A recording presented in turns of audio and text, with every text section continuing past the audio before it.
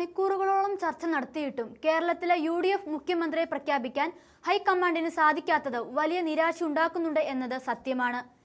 ലേറ്റായി വന്നാലും ലേറ്റസ്റ്റായി വരുവേൻ എന്ന സൂപ്പർ ഹിറ്റ് സിനിമ ഡയലോഗിനെ അനുസ്മരിപ്പിക്കുന്ന തരത്തിൽ കേരളം കാത്തിരുന്ന ആ പ്രഖ്യാപനം ഉടനുണ്ടാകുമെന്ന് ഉറപ്പാണ്.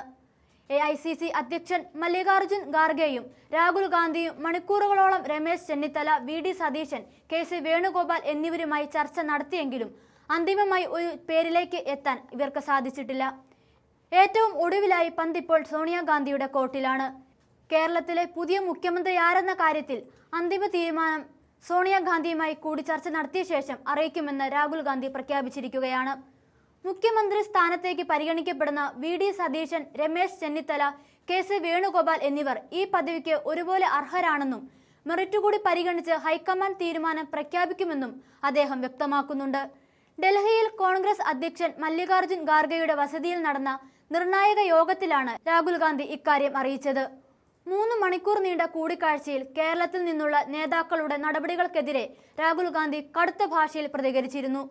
മുഖ്യമന്ത്രി സ്ഥാനത്തിനായി നേതാക്കൾ നടത്തുന്ന പരസ്യമായ ശക്തി പ്രകടനങ്ങളിലും വിഭാഗീയതയിലും അദ്ദേഹം രൂക്ഷമായ അതൃപ്തി രേഖപ്പെടുത്തി. ഇപ്പോഴത്തെ കലുഷിതമായ അന്തരീക്ഷത്തിൽ മുഖ്യമന്ത്രിയെ പ്രഖ്യാപിക്കാനാകില്ലെന്നും ഗ്രൂപ്പ് പോരുകളും ശക്തി പ്രകടനങ്ങളും ഉടൻ അവസാനിപ്പിക്കണമെന്നും ഹൈക്കമാൻഡ് ഒന്നടക്കം ആവശ്യപ്പെടുകയായിരുന്നു. ഇതിന് പിന്നാലെയാണ് സോണിയാഗാന്ധിക്ക് പന്ത് രാഹുൽ കൈമാറിയത്. സോണിയ എന്ന പേരിലേക്ക് എത്തുന്ന നിമിഷം പ്രഖ്യാപനമുണ്ടാകുമെന്നും എതിർ സ്വരങ്ങൾ സോണിയയ്ക്ക് മുന്നിൽ അടങ്ങുമെന്നും AICC പ്രതീക്ഷിക്കുന്നുമുണ്ട്. ഈ 3 നേതാക്കന്മാർക്കും സോണിയാഗാന്ധിയോട് വിധേയത്വമുണ്ട്. അതുകൊണ്ട് കൂടിയാണ് വിഷയത്തിൽ സോണിയാഗാന്ധിയോട് ഇടപെടാൻ രാഹുൽ ഗാന്ധി ആവശ്യപ്പെട്ടിരിക്കുന്നത്. നേരത്തെ ഹൈക്കമാൻഡ് നിലപാട് കടുപ്പിച്ചതോടെ മുഖ്യമന്ത്രി സ്ഥാനത്തിനായി രംഗത്തുള്ള VD സതീശൻ, രമേശ് ചെന്നിത്തല, KC വേണുഗോപാൽ എന്നിവർ ഒന്നിച്ച് മാധ്യമങ്ങളെ കണ്ട് വിഭാഗീയതയ്ക്കെതിരെ രംഗത്തെത്തി.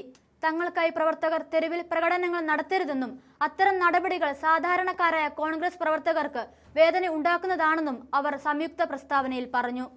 ഹൈക്കമാൻഡ് എടുക്കുന്ന ഏതു തീരുമാനവും അംഗീകരിക്കാൻ തയ്യാറാണെന്ന സൂചന നൽകി ഗ്രൂപ്പ് പോരുകൾക്ക് താൽക്കാലിക അന്ത്യം പ്രഖ്യാപിച്ചിരിക്കുകയാണ് നേതാക്കൾ. ഇതിനു പിന്നിലും സോണിയാഗാന്ധിയുടെ ഇടപെടലുണ്ട്. KC വേണുഗോപാലുമായി ഏറെ അടുപ്പമുള്ള സോണിയാഗാന്ധിക്ക് രമേശ് ചെന്നിത്തലയോടും അനുകമ്പയുണ്ട്. നേരത്തെ പല സമയങ്ങളിലും സോണിയാഗാന്ധി തന്നെ പിന്തുണയ്ക്കുമെന്ന് രമേശ് ചെന്നിത്തല തുറന്നു പറഞ്ഞിട്ടുമുണ്ട്. ചർച്ച നീണ്ടതിൽ ജനമനസ്സിൽ അതൃപ്തി ഉണ്ടായിട്ടുണ്ടെന്ന് പറഞ്ഞ KPCC പ്രസിഡന്റ് സണ്ണി ജോസഫ് ഇനി ചർച്ചയുടെ ആവശ്യമുണ്ടെന്ന് കരുതുന്നില്ലെന്നും പറഞ്ഞു. മുഖ്യമന്ത്രിയെ 2 ദിവസത്തിനുള്ളിൽ പ്രഖ്യാപിക്കുമെന്നാണ് K മുരളീധരൻ പറഞ്ഞത്.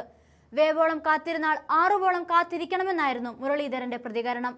പഴയകാലത്ത് പ്രശ്നങ്ങൾ വേഗത്തിൽ പരിഹരിച്ചിരുന്നുവെന്നും ഇപ്പോൾ നേതാക്കൾ മാറിയപ്പോൾ അഭിപ്രായ വ്യത്യാസങ്ങൾ ഉണ്ടായി എന്നുമാണ് മുരളീധരൻ ചൂണ്ടിക്കാട്ടിയത്.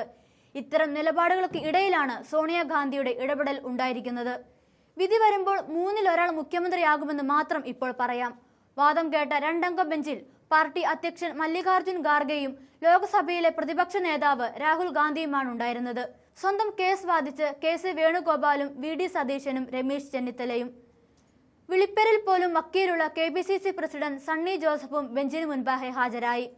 10 വർഷത്തെ ഇടവേളയ്ക്ക് ശേഷം കോൺഗ്രസിനും കേരളത്തിനും ഏറ്റവും ആകാംക്ഷ നൽകിയ പകലിൽ ഖാർഗെയുടെ വസതിയിൽ ആദ്യം നടന്നത് ICC നിരീക്ഷകരും കേരളത്തിന് ചുമതലയുള്ള AICC general secretary Deepa Das മുൻഷിയും പങ്കെടുത്ത ചെറുയോഗമാണ്. പിന്നാലെ നേതാക്കളുടെ ഒറ്റയ്ക്കൊറ്റയ്ക്കുള്ള ക്രോസ് വിസ്താരമായിരുന്നു നടന്നത്. ആദ്യം ഹാജരായത് സണ്ണി ജോസഫ്, രണ്ടാമത് രമേശ് ചെന്നിത്തല, തുടർന്നായിരുന്നു VD സതീശന്റെ ഊഴം. പല സംസ്ഥാനങ്ങളുടെയും കാര്യത്തിൽ ബെഞ്ചിന്റെ ഭാഗമായിരുന്ന വേണുഗോപാൽ സ്വന്തം കേസുമായി ഏറ്റവും ഒടുവിലാണ് ഹാജരായത്. രമേശിനും സതീശനും കൂടുതൽ സമയം ലഭിച്ചപ്പോൾ ചുരുങ്ങിയ സമയം കൊണ്ട് KC തന്റെ ഭാഗം വിസ്തരിക്കുകയും ചെയ്തു.